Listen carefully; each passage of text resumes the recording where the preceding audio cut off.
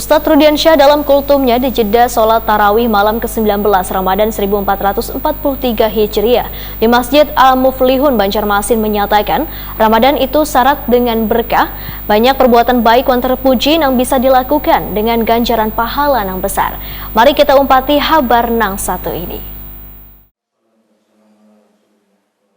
Banyak orang yang kadang memanfaatkan bulan Ramadan yang penuh keberkahan dan keampunan ini, sehingga kita termasuk orang yang sangat beruntung terus dapat melaksanakan ibadah hingga di 10 hari kedua di bulan Ramadan 1443 Hijriah. Bahkan kada bisa dipungkiri bila dalam menjalankan puasa kita merasakan lapar dan haus, namun harus ikhlas dalam menjalaninya.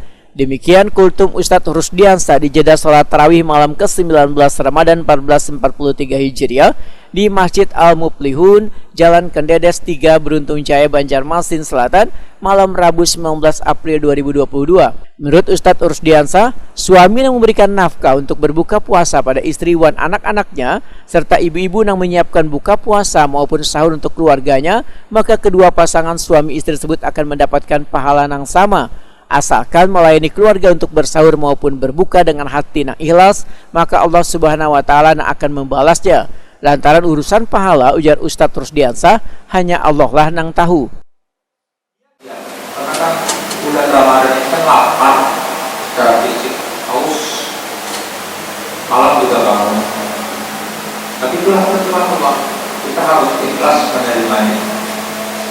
Kadang-kadang orang berpikir bahwa ibadah itu mungkin pahala itu hanya Allah yang menilai.